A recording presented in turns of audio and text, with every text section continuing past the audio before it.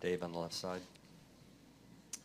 Dave McMenamin, ESPN. Kyrie, we spoke to LeBron earlier, and your step back three with 25 seconds left. He just shared that, after the game, you were, I don't know, beating yourself up over it or kind of dwelling on it a little bit. I don't know. You've had a night to reflect on it. What do you think of that possession? How it went? Well, there's like a natural shock that, how that game ended.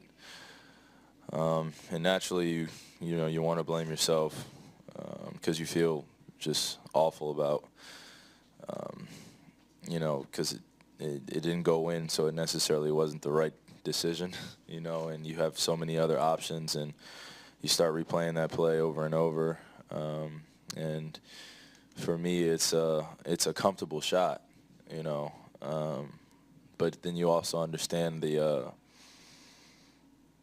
the energy level that it takes in order to make that type of shot, and what it demands out of your body. And I just didn't give it enough. It was online. It felt good coming out of my hands.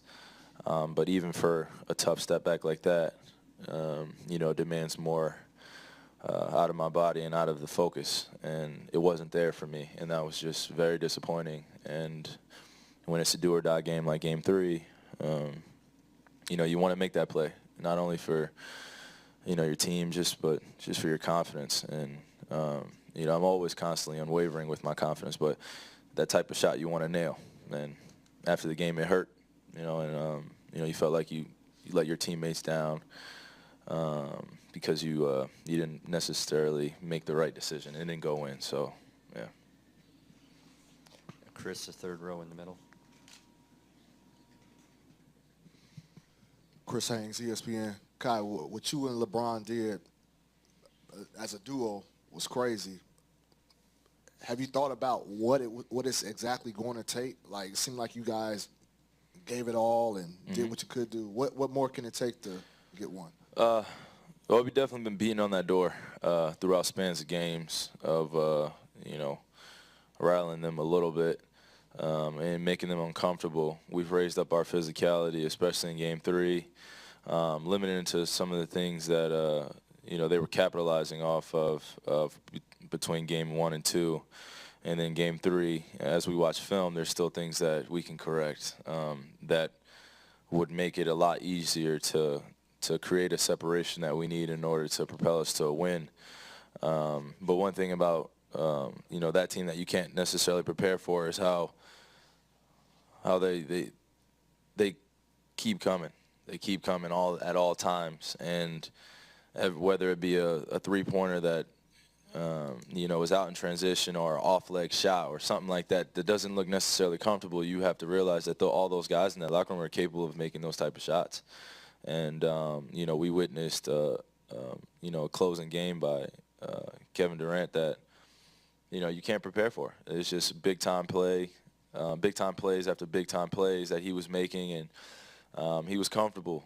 And we tried to make it as uncomfortable as possible, but this is a make-or-miss league, and we understand that, because if that three that he, pulls in transition goes the other way, then, the whole conversation could be different. But he nails a big-time shot like that. He was gutsy enough to take it and to create that separation that they needed in order to win. So, you give credit when credit is due, but as we prepare for Game 4, we know that there are still some things that we can get better at and correct and, make them feel a little bit more uncomfortable.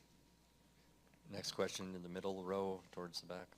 Kyrie, Dan Devine, Yahoo Sports. You mentioned the physical challenge of that, the emotional weight of the moment yesterday.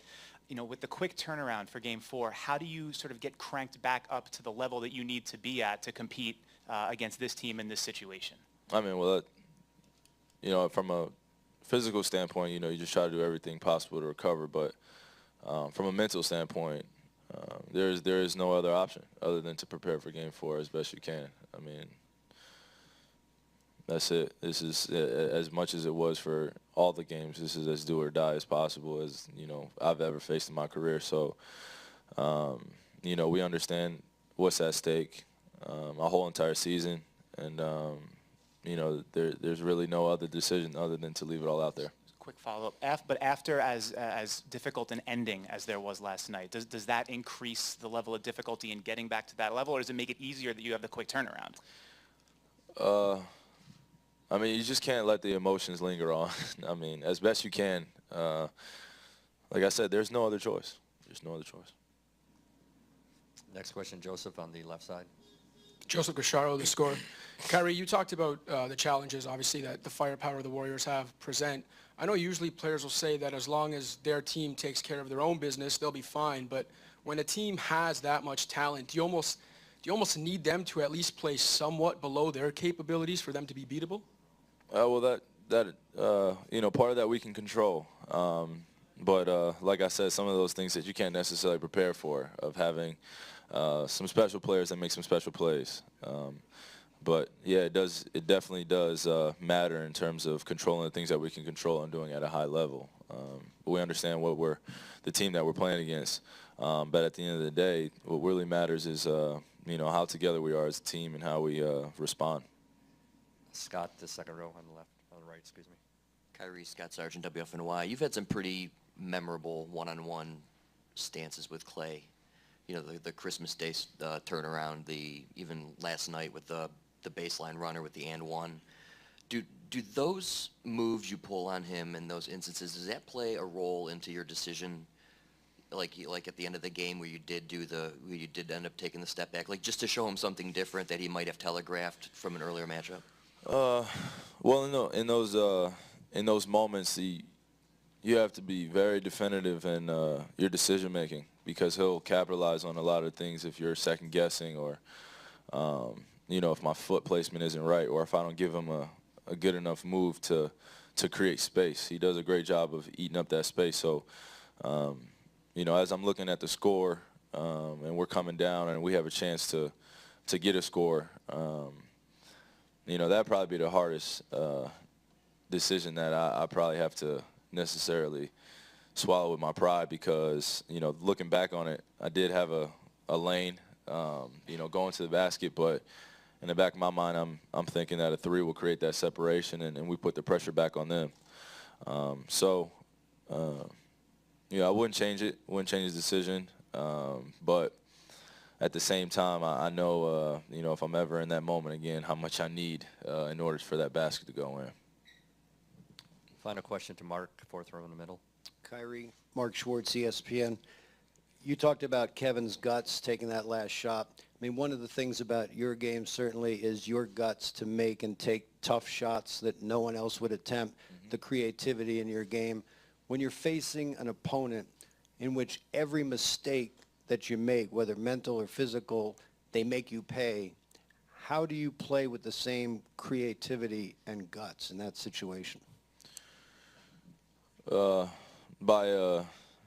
just tunneling in some grit and understanding that the belief that you have in yourself and your teammates and your coaching staff, that regardless of how big the moment is, I mean, you have to trust everything that you've worked on and everything you've put into this game.